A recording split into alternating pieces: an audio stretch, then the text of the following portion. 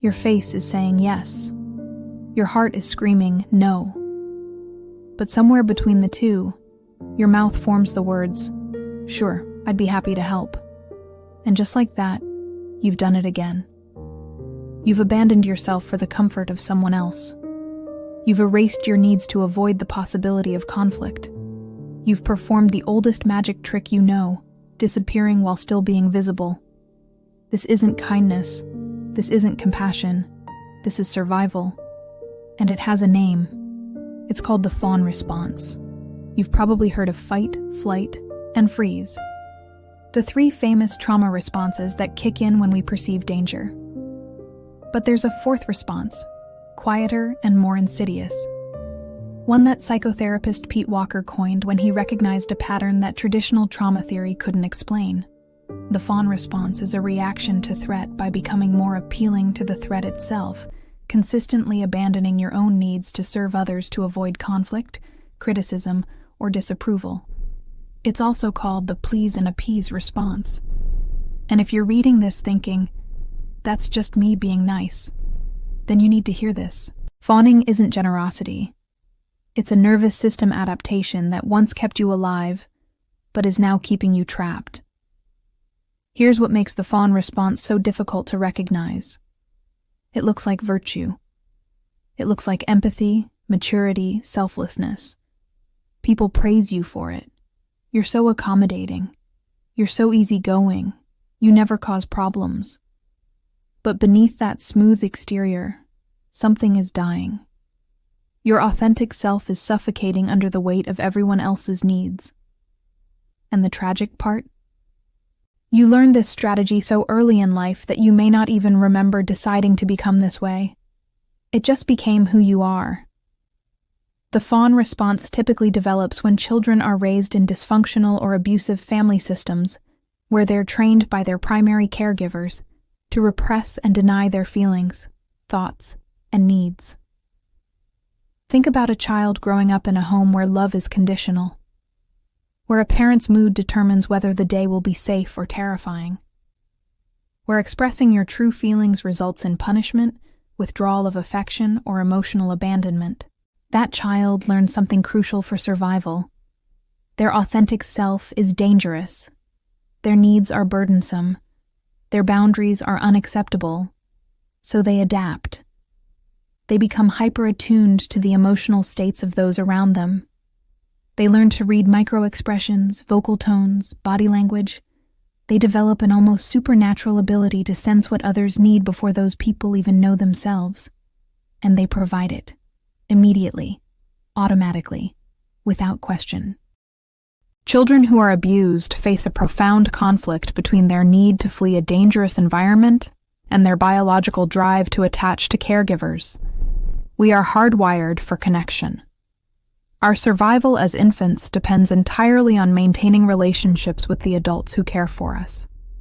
So when those adults are also the source of threat, the child's nervous system makes a calculation. Since I cannot leave, and I cannot fight someone bigger and more powerful than me, I will make myself indispensable. I will become exactly what they need.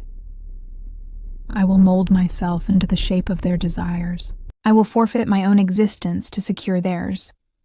This isn't a conscious choice. It's an unconscious survival strategy orchestrated by a nervous system doing everything it can to keep a child alive. Now let's talk about what's actually happening in your body when you fawn. From a neuroscience perspective, something fascinating and devastating occurs.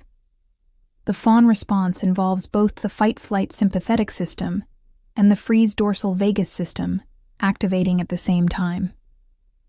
Think of it like pressing the gas pedal while the emergency brake is engaged. The sympathetic system provides the fuel for the micro movements and actions needed to please others, to read the room, to anticipate needs. Meanwhile, the freeze circuit causes dissociation and disconnection to suppress any expression that doesn't meet others' needs, and to protect your psyche from the loss of autonomy involved in this survival performance. This is why fawning is so exhausting. You're not just being helpful. Your entire nervous system is running two conflicting programs simultaneously. When the fawn response is activated, you've entered a state of dorsal vagal shutdown, where you may experience absent-mindedness, dissociation, and depersonalization. You're there, but you're not there. You're smiling and nodding and agreeing, but internally, you've vanished. The fawn response involves people-pleasing to the degree that you disconnect from your own emotions, sensations, and needs. You lose track of how you actually feel. You can't access your authentic preferences. If someone asks what you want for dinner, you genuinely don't know, because you've spent so long determining what everyone else wants that your own desires have become foreign territory. Fast forward to adulthood, and these patterns don't just continue, they calcify. Fawn types seek safety by merging with the wishes, needs, and demands of others, acting as if they unconsciously believe that the price of admission to any relationship is the forfeiture of all their needs, rights, preferences, and boundaries. Your relationships become one-sided. You're always the one doing emotional labor. You're always the one checking in, remembering birthdays, mediating conflicts, offering support.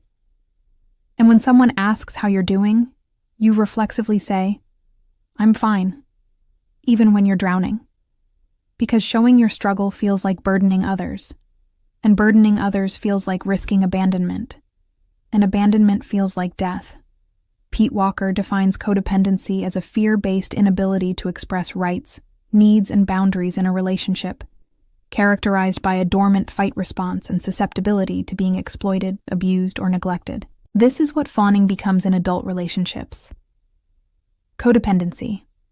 Not because you love too much, but because you've learned that love means self-erasure. You attract people who need fixing. You stay in relationships where you're consistently undervalued. You become resentful, but you can't leave because leaving would mean confronting the terror you've been running from your whole life. What if I'm not useful? What if I'm not needed? What if nobody loves me when I'm not performing? As people constantly focus on meeting the demands of others, rather than their own needs and wants, it can lead to a decrease in self-worth and confidence, leading to dependence on external validation for feelings of value. Your identity becomes tethered to how others perceive you. You have no sense of who you are outside of your utility to other people. And the cruelest irony? Often you're the one obscuring others' ability to truly see you. You hide behind the mask of agreeableness so completely that nobody, not even your closest relationships, knows your authentic self. They love the version of you that never disagrees, never has needs, never causes inconvenience. But that's not really you. That's the fawn. And the real you is buried so deep that sometimes you wonder if they even exist anymore. The physical toll is devastating. You're constantly tense, always scanning for threats disguised as social cues. From a polyvagal perspective, over-reliance on these circuits leads to feeling exhausted, depleted, and burnt out. Chronic illness becomes common. Your immune system weakens. You experience unexplained pain, digestive issues, fatigue that no amount of rest can cure, because your body is still running those conflicting programs, still pressing the gas and brake simultaneously, still performing the exhausting dance of simultaneous engagement and dissociation. But here's where it gets complicated. When we fail to see the fawn response as a trauma imprint, we pathologize what is, at its core, a strategy for staying alive. You're not broken. You're not weak. You're not manipulative or fake. Your nervous system found a way to survive an impossible situation. The fawn response is intelligent. It's adaptive. It worked. The problem is that what saved you then is imprisoning you now. You're still performing for an audience that's no longer watching. You're still appeasing threats that no longer exist. You're still sacrificing yourself on altars that have long since crumbled. So how do you heal? Healing begins when you learn that safety no longer requires self-erasure, that you're allowed to take up space, to disappoint others, to have boundaries and still be worthy of love. The first step is recognition.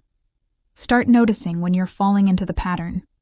When you suspect you're fawning, ask yourself, am I saying or doing this to please someone else? Is it at my own expense? Do my actions align with my personal values? These simple questions can create a pause, a moment of choice where there was once only automatic reaction. Practice listening to your body as a way to come back home to yourself. Your body holds the truth your mind has learned to suppress. Notice the knot in your stomach when you agree to something you don't want to do. Pay attention to the tightness in your chest when you silence your authentic opinion. These physical sensations are your inner wisdom trying to get your attention. They're saying, this doesn't feel right. This isn't aligned with who you truly are. Start with micro boundaries. Practice pausing before saying yes. You don't have to become confrontational overnight. Begin small. Let me check my schedule and get back to you. I need to think about that. That doesn't work for me. These phrases might feel terrifying at first. Your nervous system will scream danger. People might react with surprise or disappointment because you're changing the rules of a game they didn't know they were playing. Others' discomfort often reflects their adjustment to the changing dynamic, not your worth. Build self-worth outside of others' approval by engaging in hobbies that make you happy, even if they aren't your friends' or partner's favorite things. Rediscover what brings you joy, independent of anyone else's reaction. Your value is not determined by your usefulness. You don't have to earn your right to exist through service. You are inherently worthy simply because you are. And please, be patient with yourself. A fawn response is habitual, which means it's hard to identify when you're doing it. You've been practicing this survival strategy for years, maybe decades. It won't unravel overnight.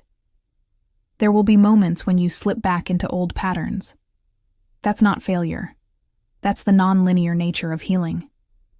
What matters is that you're becoming aware. You're beginning to see the bars of the cage you've been living in. And awareness is always the first step toward freedom. Your authentic self has been waiting. Not the performance, not the mask. The real you.